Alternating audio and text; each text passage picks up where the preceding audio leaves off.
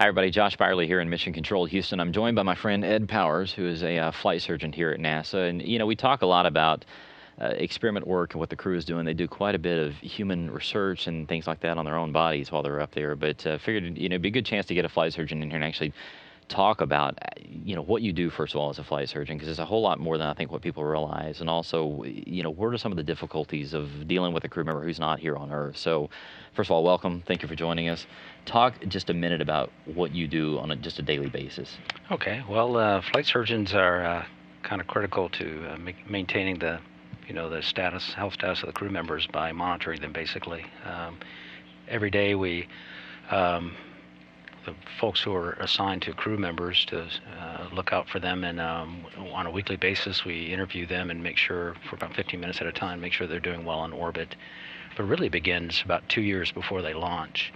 The flight surgeons who are assigned to an astronaut basically get to know them very well and help in their training so that they know what to do in a medical emergency on board the space station.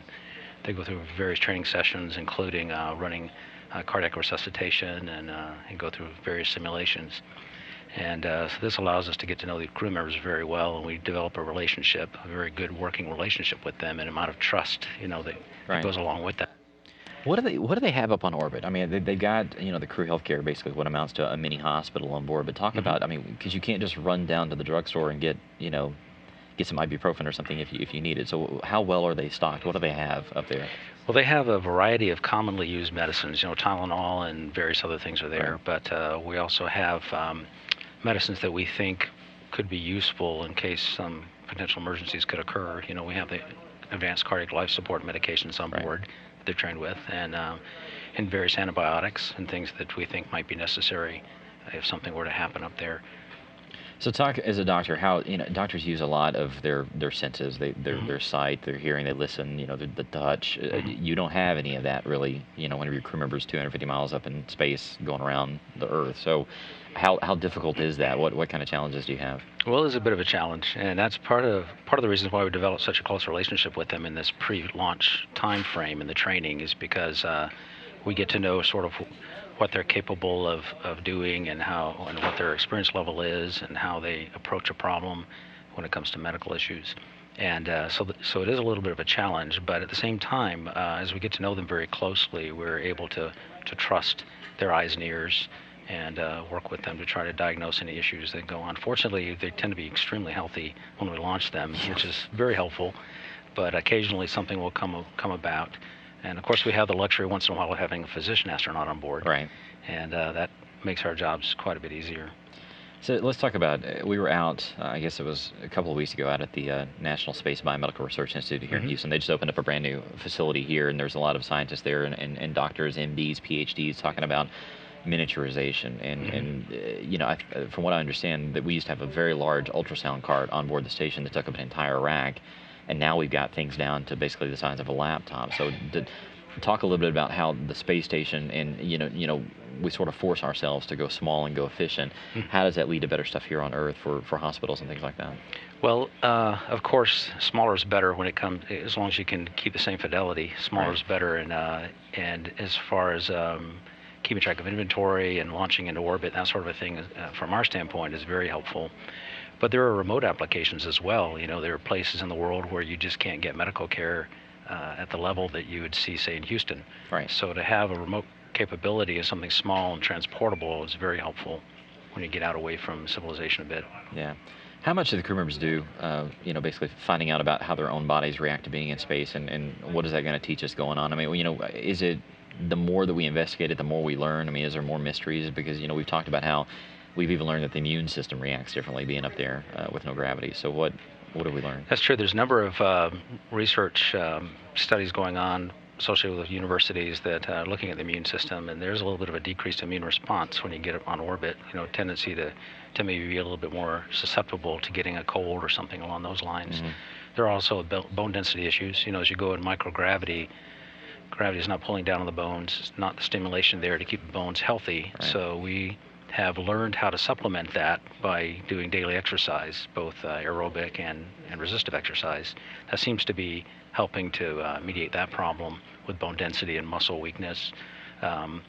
And then, of course, we recently have come across an issue with eyes and vision changes in space that we have gotten a little bit more detailed understanding what's going on there as far as fluid shifting towards the head when gravity is not pulling it down anymore. It seems to affect the fine structures of the eye and produce potentially permanent changes in the vision. And so we've been using some instrumentation up there now that hasn't been up there before. Small size ultrasonography to look at the eye. There's also a very high level optical camera that we're going to be flying soon that will be able to take a really good look at the back of the eye and try to assess the issues there. We think it could be related to fluid shifting along with high salt diet that happens to be on the space station due to the fact that the food has to be preserved for a long time up there. And maybe carbon dioxide levels may have something to do with it, so we try to keep the carbon dioxide levels down. There are a number of factors that we're looking at up there that may affect certain situations here on Earth. You mentioned exercise. Have you guys seen a difference in the crew members coming back? I mean, Ed's one of the people that goes over to Russia and Kazakhstan. We've spent many an hour on helicopters and airplanes going over there. But have you guys seen a difference in now that you've got sort of a variety of different exercise equipment up there? The crew members exercise quite a bit during the day. Do you see a difference now whenever they're coming back and how their bodies are reacting? Yes, definitely. Many of them are coming back and even a little bit better shape than when they launched, because when they get a little distracted the last month or so before they launch, and sometimes exercise falls off. So when they get up there and they have a concentrated exercise program, daily exercise program, at least an hour of resistive exercise, at least an hour of cardiovascular workout every day, then sometimes they actually come back in a little bit better shape. Now, I think we finally, over the years and many crews, I think we finally have got the right approach to this, and we've got the right exercise equipment on board, and they're actually doing very well. That's good. So talk a bit about your background. I mean, we get this question all the time. How did you get the job at NASA? So how do you go from medical school into being a flight surgeon? Well, I grew up in the Chicago area, and so I went to medical school at Rush University in Chicago, and I was very interested in surgery and emergency medicine. And so I did a postgraduate training program, first a general surgery internship, and then 2 additional years of emergency medicine, and became an emergency medicine specialist.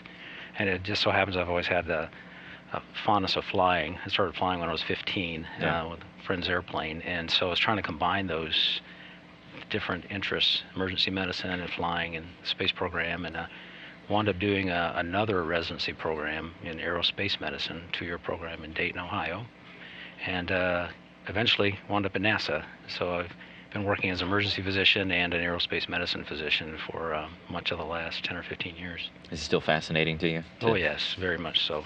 Lots to learn. Yeah. Well, thanks for joining us, Ed. It's Dr. Ed Powers, one of the flight surgeons here at NASA. If you would like to learn more about all these different types of experiments that the crew is actually doing on a daily basis about, with their own bodies and how the human body reacts to being in space, you can always log on to the NASA website. Just go to www.nasa.gov/station. Just click on research and take a look at Expedition 30. So thanks again, Ed. Good talking with you, Josh. Take care.